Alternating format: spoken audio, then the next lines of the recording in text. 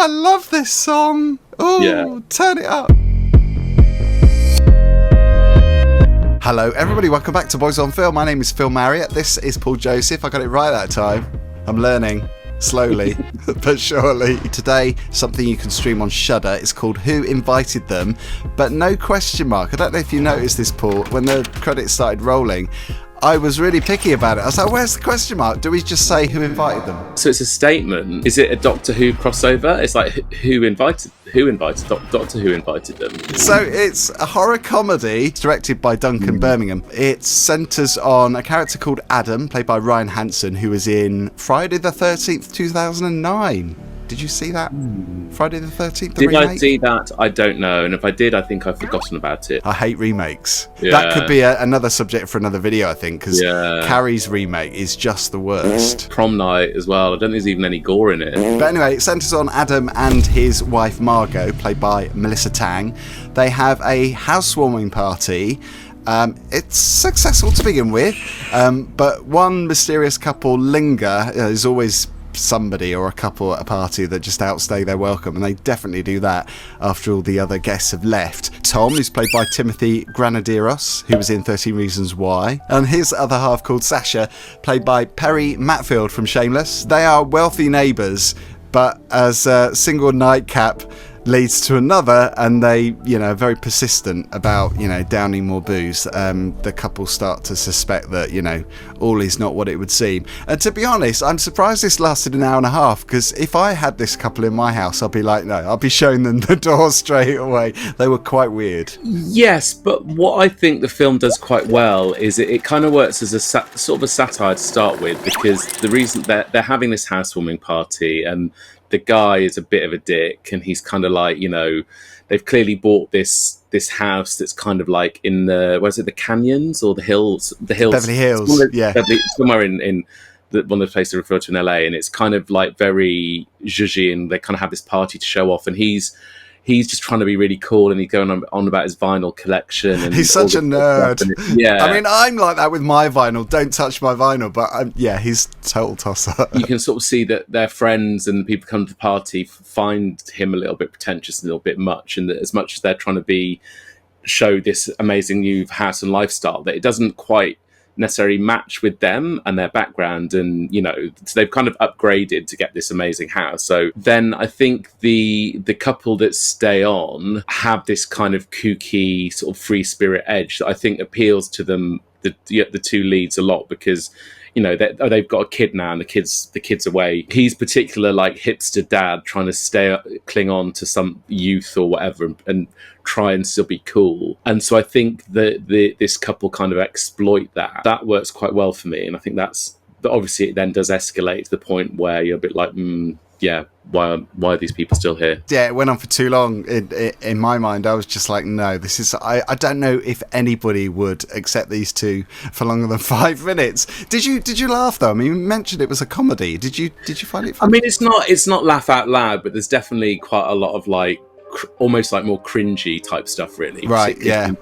Around this couple trying to sort of like show they've got this affluent lifestyle, particularly him, and there's actually quite a clever reason why they're able to afford this house that kind of plays into the plot a bit later on. You can definitely recognize that archetype of the sort of like hipster guy who's trying to basically show off, really. It's quite funny how all these people seem to secretly despise each other. I mean, you'd think like the main couple that we see at the beginning who are having the party, you think, everything's hunky-dory, they're madly in love with each other. They're obviously a very fitting couple, but then as time goes on, she seems to be quite cruel to him and like lashes out after a few sherries. It's not quite a home invasion movie, but it's a bit of a sort of like Cuckoo's Nest type.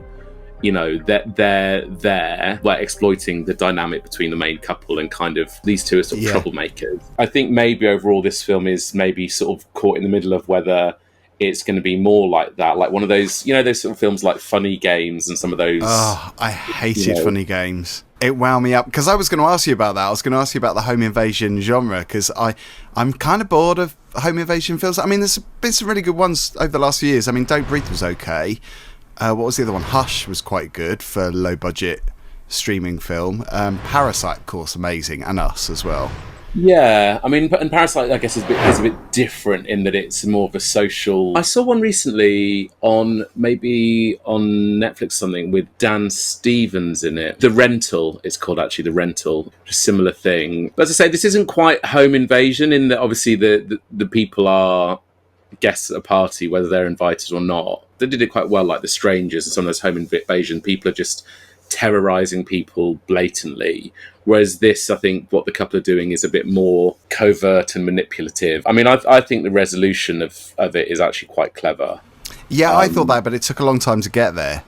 Because I suppose it starts off more like a relationship drama about LA hipsters, and then you really see the real horror. You know, I'm quite patient with horror films if I feel engaged. I did quite enjoy the sort of protracted sequence of, because, this isn't giving anything away. It's like the couple stay on and then they get some more drinks and then the drugs come out and then the stories and they're kind of, the host couple are kind of loosening up a bit and you can see it's all getting a bit, so cringe though. Yeah, it was so cringe when they were dancing. I mean, dancing scenes, club scenes especially. I mean, obviously this was at home, so it's different. But club scenes or dancing scenes, they're toe curlingly bad, or they can be toe curlingly bad. I know it's difficult to recreate that in a film, but yeah, it was like these four people dancing in a living room, and I love this song. Turn it up.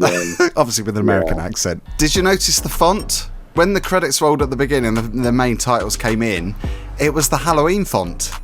I mean, I'm such a Halloween nerd, I noticed things like that. Yeah, but kind of like in Pink, wasn't it, or something? Yeah, it was kind of quite like. I mean, there was also a bit of a subplot to do with someone else who was at the party. Could have been worked in a bit better, and I almost think they could have maybe done with a couple more characters at the party, staying that late. As you say, it was a lot of screen time for 4 characters.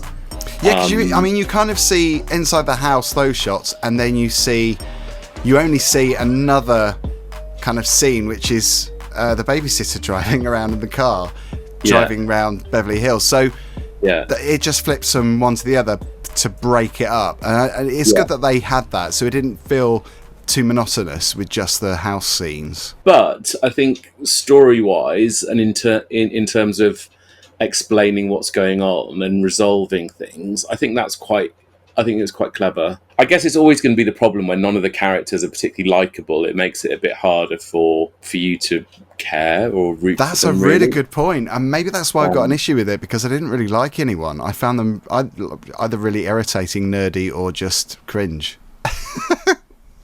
Or all of the above. There's another one that I think it's a Netflix one that's been around for maybe about 5 or 6 years, where there's a dinner party. Sorry, The Invitation, I think, is the film we're thinking about. The Invitation, that's it. Yeah. That's the one I was thinking of. That, in a way, I think works better because there's just more people there. So you then got people saying, who are that? Why are they doing that? What are they doing? And you get the sort of like, which is interestingly directed by Karen Kusama, who directs some of the episodes of Yellow Jackets. Anyway, I loved that series. Sorry, I've taken us off on a tangent. We're talking about yeah, let's do a review of Yellow Jackets. Maybe next time. Maybe we've missed the boat on that.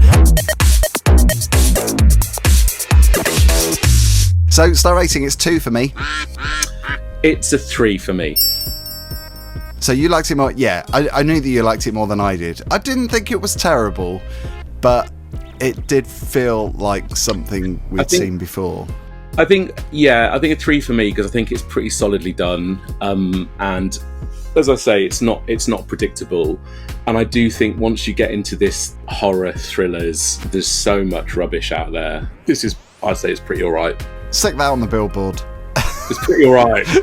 Joseph says it's pretty alright. Boys on film. It's pretty alright, boys on film. Well, a great way to finish. Always good to see you, Paul. Thank you so much. And thank you, everybody, for watching. Don't forget to like and subscribe. If you're into horror stuff, we've got plenty more where this is coming from. And yeah, of course, check out the playlist on the screen now, because you'll see lots of other reviews that we've done. And we'll see you next time. Bye for now. Bye.